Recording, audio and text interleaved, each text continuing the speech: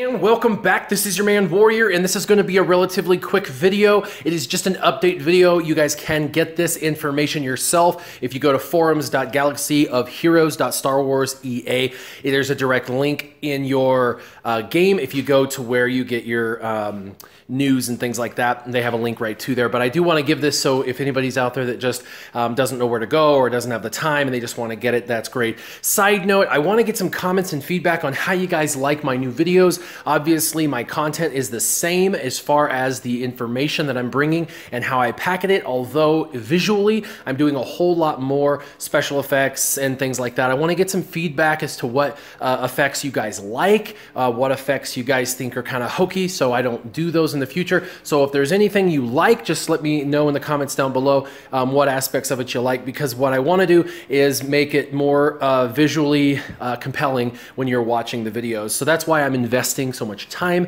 and money into making these videos better and better every time. So this is a quick video. We're just going to go through these updates really quick. So Jyn Erso is obviously one of the new Rogue One characters. She's arrived and will be available as a reward in the new Hero of the Rebellion Squad tournament. This tournament will take place on December 17th. You'll need to be at least level 30 to have a chance to compete to win Jyn Erso. There will be a Bounty Hunter bundle. This will be basically a bundle where you'll get Boba Fett and his ship, and you can buy it as many times as you want. There's probably going to be a limit, but you'll be able to buy it multiple times over to get him and his ship. So if you already have him, he's pretty easy to farm. This bundle may not be worth it, but the ship might be worth it. It's a little bit harder ship to get, and the ship's pretty awesome if you have it paired with Darth Vader's ship, which pretty much like nobody has. I think there's like 2 people on my shard that have Darth Vader, and I am not one of them. Ship updates, they do this all the time. Pretty much every time they do an update, they push or they rotate what raid gear will be found in the shipments, and so they're just rotating in the droid collar and the security scanner into the PvE shipments, which are the main shipments that you can find right on the main page. Now, tournament refresh, it's funny, if you go on to the forums and listen, a lot of people are complaining about this revamp of the refresh, and they're like, ooh, it's gotten more expensive, what the heck, why are they advertising that? Well, it hasn't gotten more expensive. They're wrong, so don't believe the hype. This is actually better. It has 100, 250, then 500, then 750, then 1,000, 1,500, 2,000, and then it will max out at 2,500. I don't know if you've ever maxed this out before, but in the previous tournament, it's skyrocketed pretty quickly to 5,000, and once you were at 5,000, that's where it capped out at, and every battle was 5,000 ally points. That ate through ally points lightning fast with your A-team. So this is a very good change. This should make it much more playable if you're really smart with your 2 or 3 or 4 or however many teams you have. Even if you only have one team to play with, this should give you more sustainability, and then you should be able to go farther. However, everybody gets this benefit, so this is going to only affect those individuals who are saving. By the way, my tip of the day, if you know of a particular thing you want, such as we know that the Darth Vader ship's going to probably come back in a tournament. We know that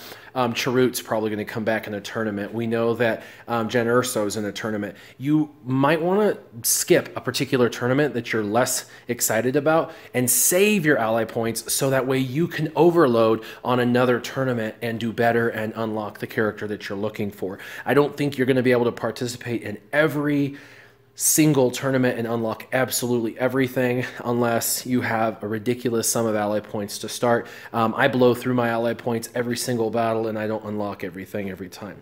So there's a ton of bugs that they're going to fix, so this is really exciting. So they fixed an issue that sometimes caused Jawa engineer's face to become invisible during the squad selection screen.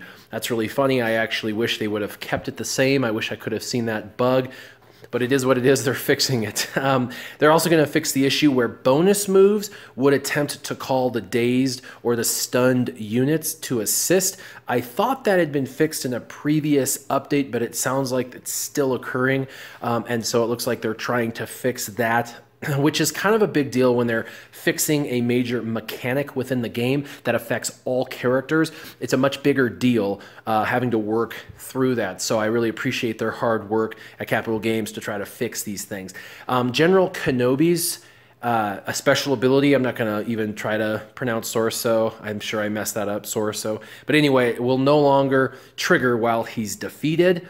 It also says Boba Fett's Execute will no longer count some buffs and debuffs twice when calculating bonus damage. Now, I'm sure that's why he was hitting so hard, and we didn't see that on the front side, but it was a little bit, you know, troublesome when we saw him hitting for a little bit harder than he probably should have. So this should be a bit of a nerf to Boba Fett's rework, but only in the way that they're trying to get it to work the way it was supposed to work to begin with, not nerf him because he's overpowered. They're just trying to make him work properly. So this is one of those things they caught, and they wanted to make sure that they made it right. He's still, after his rework, absolutely excellent. If you've ever watched my video, I've got about, you know, what, 25,000 views on it, which is who to farm and who to not farm as a scoundrel. And I talk about Boba Fett being a turd. That has changed. That video definitely is going to be outdated now. He is definitely going to be in the top 5 to farm for scoundrels, so I would definitely recommend that. Now, this is small, they fixed a description typo in Sunfax Geonosian Starfighter, so that's just a small visual bug. They're also fixing a bug with old Daka's passive that would allow Scarif Rebel Pathfinder to gain the offense up and defense up effects when he was revived from his own passive rather than Daka's. So that is good that they're going to fix that. They're going to fix a bug that will allow units to still be revived by Daka's passive even after her death if they died either before her or at the same time as her. So that's good. That's going to help a little bit. I know everyone says that Daka revives everything all the time, so they're trying to fix the things that you know, are becoming apparent that need to be reworked. I really appreciate them putting in all the hard work trying to fix these particular bugs. They're fixing a bug that is allowing the resistance bonus on old Daka's leader ability to be dispelled at specific ranks. Not sure exactly what that's all about, but I'm glad they found it and fixed it.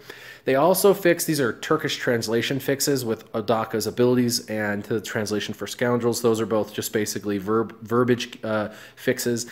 And they're fixing a bug that could cause the ability power reduction component of the offense down effect applied by Cup, Coruscant Underworld Police, to fail, even if the deep buff was applied. So basically, Cup had some issues, and they're fixing Cup. So that's good. I still think Cup needs a rework, but that's what they're having. And Hoth Rebel Soldier's ability, Rebel Momentum, has now been clarified to say, quote unquote, Hoth Rebel Soldier recovers 20% of his max health at the start of each of his turns instead of at the start of each. So anyway, these are the updates. There is a ton of bug fixes. That is important that they do that. The tournament is going to be better. You're going to get more bang for your tournament buck. It's going to cap out at 2,500 instead of 5,000. The shipment updates is a common thing. The Bounty Hunter bundle probably will not be worth it since he's highly farmable unless you want his ship. And in that case, you know, but we'll have to just see what the bundle's all about and how much it costs. And then, of course, Jyn Erso is arriving in the next tournament on December 17th, which is in about 10 days, 11 days, whatnot. So anyway, I'm pretty excited about this. Make sure that you check out my previous videos. If you don't know, I have now, I'm closing in on about 150 videos. I am pretty excited about the last in-depth character review on Shore Trooper. I spent over 10 hours trying to enhance the visual aspect of that video. I'm using a new software program. It's pretty fun. So please, please, please take the time to watch it. Let me know what you think. Let me know what special effects you like and what abilities you think are kind of hokey